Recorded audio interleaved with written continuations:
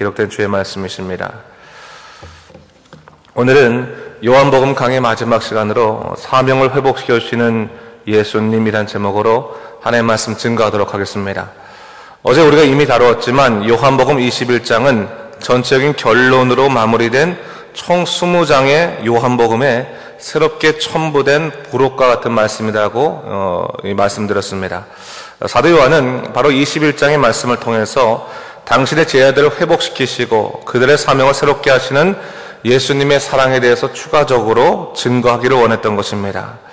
자, 오늘 본문도 어제에 이어서 계속되는 말씀인데, 제자들이 부활하신 예수님을 만나고 나서 그들의 본래 이 생업의 터였던 이 갈릴리 호수로 돌아갔습니다. 사실 그들은 부활하신 예수님을 만나 뵈었음에도 불구하고 그 마음이 전적으로 회복되지 못했던 것 같습니다. 이는 주님이 분명히 내가 사흘 만에 부활할 것이다 라고 말씀하셨음에도 불구하고 그 말씀을 믿지 못하고 죽음을 두려워해서 도망쳐버린 자기 자신들, 이 제자들 그 자신들을 용서하지 못했기 때문일 것이다 라는 생각이 듭니다. 그래서 이 실망과 허무감으로 자신의 고향 땅에 돌아오게 된 것입니다.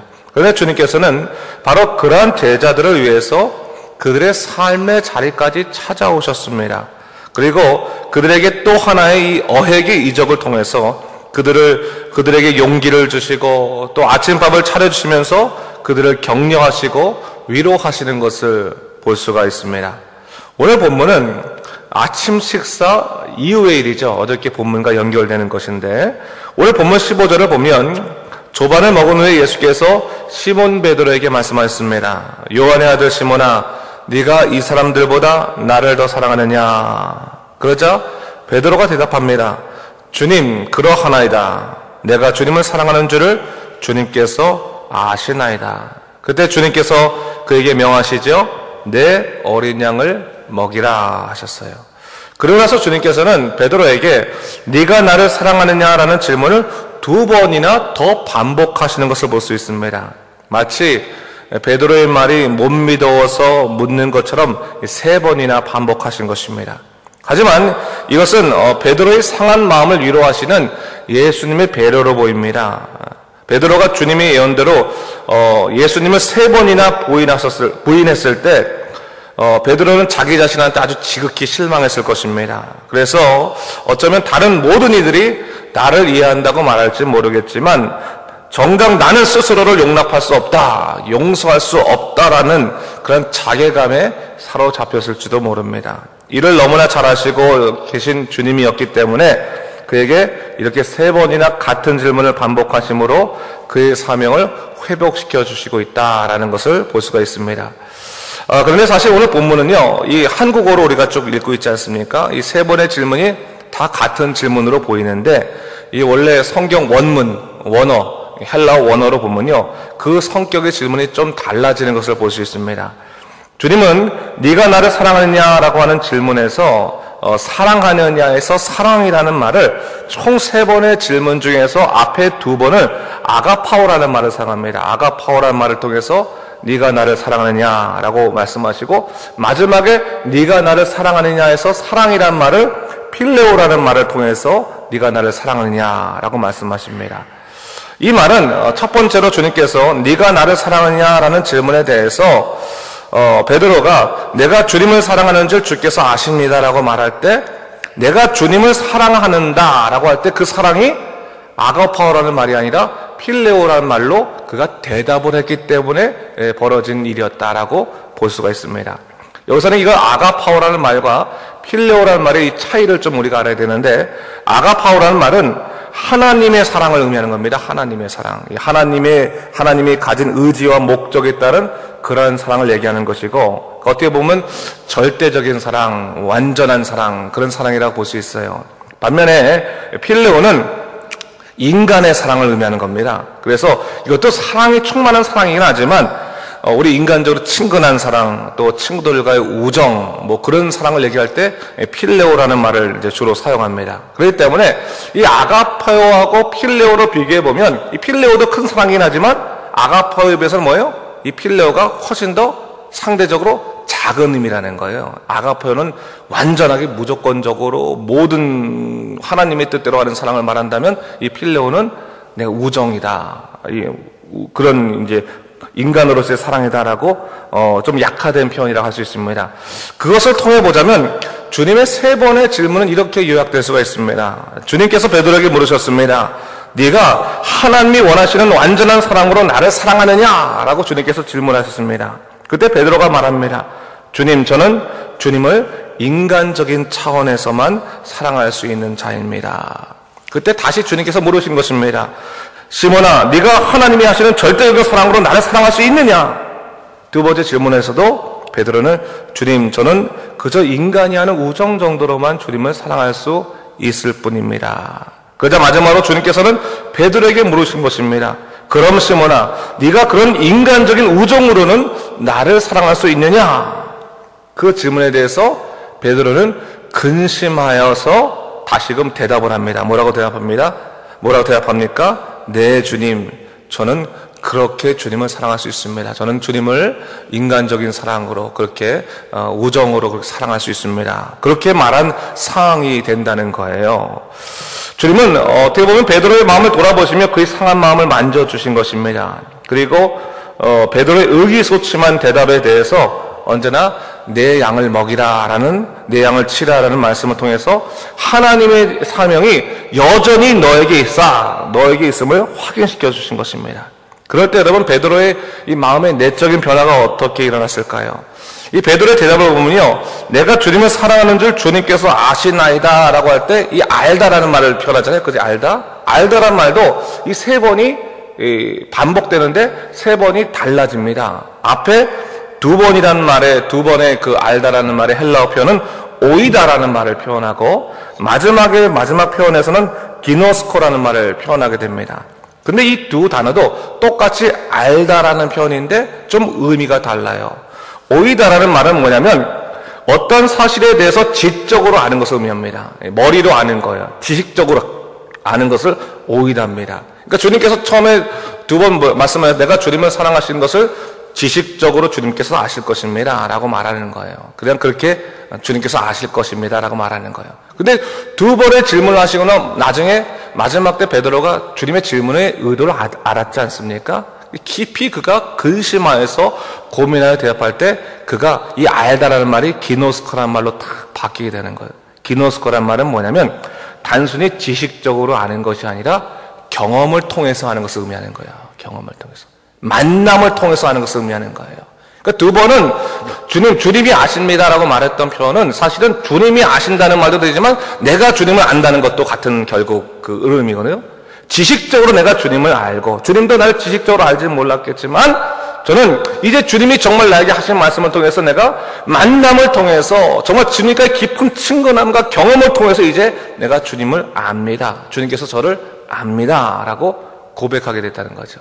그는 베드로의 내적인 그 변화, 심리의 변화, 마음의 변화를 어떻게 됐는지를 우리가 알 수 있는 것입니다. 사실 여러분, 시몬 베드로는 주님을 따라다녔고 주님을 위해서 일하긴 했지만 자기 자신이 주님을 3번이나 부인했다는 생각으로 인해서 더 이상 자기는 쓰임받을 수 없는 비천한 존재가 되었다고 생각했던 것 같습니다. 그러나 주님은 그를 비천하게 보지 아니하시고 다시금 그의 사명을 회복시켜 주심으로 인해서 그가 주님을 향한 헌신하는 사명자가 될 것임을 다시금 말씀해 주신 것입니다. 바로 그런 대화를 오늘 이렇게 하신 것이죠. 바로 그런 대화, 다시 사랑을 회복시켜 주시고 나서 확인시켜 주시고 나서 그리고 하신 말씀이 뭐냐면 바로 오늘 본문 말씀 보니까 18절 말씀 아니겠습니까? 베드로의 마지막 때의 순교에 대한 예언을 하시더라는 거예요. 순교에 대한 예언. 그 이전에는 베드로의 부인에 대한 3번이나 부인할 것을 예언하셨지만 이제는 베드로에게 네가 순교할 것이다라는 것을 얘기해 주시는데 어떻게 얘기하냐면 18절 말씀 보니까요. 내가 진실로 진실로 내게 이르노니 네가 젊어서는 스스로 띠띠고 원하는 곳으로 다녔거니와. 이 말은 뭐냐면 네가 젊었을 때에는 네가 원하는 대로 열심히 사역을 하면서 어느 곳이나 다 갈 수 있을 것이겠지만 늙어서는 뭐냐면 네 팔을 벌리리니 남이 네게 띠띠우고 원치 아니하는 곳으로 데려가리라. 이것은 네가 나중에 네가 순교를 하리라 라고 하는 것을 말씀하신 것이다, 예언하신 것이다 라고 얘기하고 있습니다. 그래서 그 말씀을 사도 요한이 뭐라고 해석하냐면 19절 말씀 보니까 이 말씀을 하시면 베드로가 어떠한 죽음으로 하나님께 영광을 돌릴 것을 가리키심이려라 했어요. 베드로가 이제 나중에 늙어서는 이제 어떠한 죽음으로 순교를 통해서 하나님께 영광을 돌릴 삶을 살 거다. 그러니까 주님께서는 그의 사랑을 우선적으로 회복시키시고 네가 그 사랑이 충만해서 나중에 네가 순교의 그 길도 가게 될 것이다 라고 이야기를 했다라고 하는 거예요. 그러면서 뭐라고 말씀하시면 베드로에게 이르시되 나를 따르라. 나를 따르라. 이제 너는 날만 따르면 된다. 나를 따르라 말씀하신 거예요. 그리고 나서 베드로가요 돌아보고 나니까 20절 말씀 보니까 예수께서 사랑하는 그 제자가 따르는 것을 보시니 이 사도 요한을 본 거예요. 사도 요한을 봤어. 사도 요한을 보고 나니까 하나 또 질문이 생각나게 됐습니다. 21절 말씀 뭐라고 해요? 베드로가 그를 보고 예수께 여짜옵되 주님 이 사람은 어떻게 되겠사옵나이까? 그 말은 뭐냐면 베드로가 이제 자기는 열심히 주님에 대해서 헌신하다가 나중에 순교할 것이라는 것을 알게 됐어요. 그렇죠? 주님의 뜻을 사명을 알게 됐어요. 그래서 순간적으로 베드로가 어떻게 보면 굉장히 흥미로운 사람인 것도 같고 되게 여러 가지 주변적으로 이렇게 많은 것들을 바라보는 사람인 것 같아요. 돌아보니까 사도 요한이 보이는데 사도 요한 질문한 거예요. 주님 그러면 이 사도 요한은 어떻게 되겠습니까? 라고 질문하는 거예요. 저는 그러면 죽는데 사명으로 죽는다면 이 사람은 어떻게 되겠습니까? 그 질문에 대해서 예수님께서 뭐라고 말씀하십니까? 22절에 보니까 내가 올 때까지 그를 머물게 하고자 할지라도 내게 무슨 상관이냐? 너는 나를 따르라 하시더라. 주님은 너는 나를 따르라고 하셨어요. 그러면서 내가 다시금 재림할 때까지 그를 머물게 하고자 할지라도 너는 상관이 없다. 나는 따르라 말씀하셨어요. 근데 그걸 베드로는 어떻게 이해한 거예요? 사도 요한은 순교하지 않는다라고 이해한 거예요. 그래서 뭐라고 합니까? 그 말을 듣고 나서 제자들에게 다른 형제들에게 가서 얘기할 때는 나는 사명을 위해서 죽는 자가 될 것이지만 사도 요한은 죽지 않는 자다라고 이야기를 했던 것 같습니다. 그러니까 사도 요한이 어떻게 그 말씀을 다시 해석하는 거예요? 오늘 23절 말씀에 이렇게 얘기하고 있어요. 23절 말씀에 이 말씀이 형제들에게 나가서 그 제자는 죽지 아니하겠다 하였으나 예수의 말씀은 그가 죽지 아니하겠다 하신 것이 아니라 내가 올 때까지 그를 머물게 하고자 할지라도 네게 무슨 상관이냐 하신 것이라라. 사도 요한은 좀 더 그 당시 상황을 좀 명확하게 설명하고 싶었던 거예요. 예수님께서 사도 요한이 죽지 않겠다고 말씀하신 것이 아니라 실제로 이 사도 요한의 사명은 뭐였습니까? 예수님의 어머니를 돌보는 거 아니었어요. 그렇죠? 순교하지 아니하고 평생 주의 가족을 돌보는 것이 사도 요한의 사명이었는데 당시에는 순교하지 않으면 어떻게 보면 헌신하지 않는다라고 하는 그런 그 마지막 초대교회의 그 생각도 있었습니다. 그 생각들 때문에 아마 사도 요한이 마음이 어려웠던 것 같아요. 그래서 다시 한번 이 본문을 설명해 내기를 예수의 말씀은 사도 요한이 죽지 않겠다라고 하신 말씀이 그게 초점이 아니라 어떤 게 초점이냐면 주님이 재림하실 때까지 그가 죽지 아니하고 살아있는다 할지라도 베드로야 그게 너하고 무슨 상관이 있겠느냐? 너는 내가 준 사명만 갖고 따라라 라고 말씀하시는 것과 같은 말씀이었다라고 이야기하는 거예요. 그 말이 뭘 말하냐면 여러분 오늘날 우리가요 교회에서 봉사할 때도 마찬가지고 믿음 생활할 때도 마찬가지고 때때로 보면요 하나님과 나와의 관계 속에서 믿음의 문제를 생각하고 사명의 문제를 생각해야 될 터인데 꼭 우리는 꼭 주변 사람들을 보면서 그 상황의 문제를 갖고 내 문제하고 연결시킬 때가 있는 거예요. 여러분 주님께서 나를 사랑하시고 나를 위해 십자가 못 박혀 돌아가시고 내가 믿음 생활 잘하고 내 사명이 이건 것이다 라고 하는데 우리 옆에 사람 보면 야 넌 믿음 생활 못해 너 그렇게 믿음 생활하면 안 돼 넌 그건 네가 하는 사명 아니야. 너 그런 사명하면 뭐하니? 너 그런 봉사하면 안 돼. 너 저런 거 봐. 하나님이 나를 향하신 사명과 믿음은 생각하지 아니하고 다른 사람 믿음은 자꾸 평가하고 얘기하느라고 정작 내 믿음이 어떠한지 알지 못하는 경우들이 많더라는 거예요. 하나님의 관심 뭐예요? 예수님의 관심은 베드로야 너는 다른 사람 사명과 믿음 얘기하지 말고 나랑 너랑의 믿음의 얘기와 사명에 대한 얘기를 하자. 너만 나를 따르면 된다라는 것과 같다고 하는 것을 얘기하시는 거예요. 그걸 얘기하시는 거예요. 여러분의 믿음 생활할 때 제일 중요한 것은 하나님과 나의 개인적인 관계인 거예요. 하나님과 나는 어떠한 관계에 있는 것인가. 오늘 베드로의 이야기를 쭉 이 사도 요한에 쓴 이유는 뭡니까? 하나님께서 이 베드로를 회복시켜 주심으로 해서 그 베드로를 통해서 어떤 삶을 이룰 것인가에 대한 사명의 회복에 대해서 얘기하고 있는 거예요.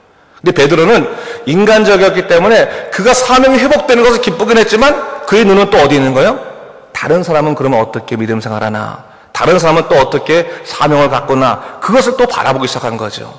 그때 예수님께서 말씀하시길 다른 데 바라보지 말고 너는 나만을 따르라. 나를 따라야 되는 것이다. 그게 내가 너에게 원하는 것이다 라는 것을 다시 한번 확인시켜 주신 것입니다. 바로 그 말씀이 바로 오늘 본문 요한복음 21장에 관한 내용이다라고 이야기할 수 있습니다. 여러분, 오늘 다시 한번 우리가 이 본문 말씀을 기억하면서 나를 통하신 하나님의 사명의 말씀 또 사명의 역사를 좀 기억하시기 바랍니다. 하나님과 나의 관계 속에서 나에게 다른 사명이 없는 나에게 있는 하나님의 놀라운 역사는 무엇일까? 하나님께서 우리를 믿음으로 이끄시는 방식이 다른 사람마다 사건이 다 다르고 또 역사가 다르지 않습니까? 내가 하나님을 어떻게 만난지 그것을 다시 한번 돌아보고 하나님이 나의 삶을 어떻게 세우시는지 또한 오늘 하나님께서 내게 원하시는 사명은 무엇인지 내가 무엇을 해야 될 건지를 잘 생각하면서 성령 안에서 그 모든 것을 잘 감당하신 여러분 되시기 바랍니다. 하나님은 여러분에게 오늘 말씀하시는 것입니다. 너는 나를 따르라 말씀하시니까 오늘 주님을 깊이 따르면서 믿음 안에서 온전히 새롭게 되신 여러분 되시길 주님의 이름으로 축원합니다. 기도하겠습니다. 주 하나님 아버지 감사합니다. 오늘 말씀을 통해서 다시 한번 우리 하나님께서 우리에게 말씀하시는 예수님께서 우리에게 말씀하시는 것을 생각해 보게 됩니다. 주님께서는 언제나 당신의 사랑하는 제자를 위해서 사명을 회복시켜 주시고 다시금 믿음으로 새롭게 하십니다. 그러나 때때로 우리는 하나님과의 우리 관계 속에서 정말 깊은 그 사명을 발견하기보다는 세상의 여러 가지 일로 인해서 우리가 집중하지 못하는 일들도 많은 것을 보게 됩니다. 주 하나님 아버지, 주님께 집중하게 도와주시옵소서. 주의 놀라신 능력 가운데 살아가도록 주의 우리를 이끌어 주시옵소서. 감사드리며 예수님 이름으로 기도드립니다. 아멘.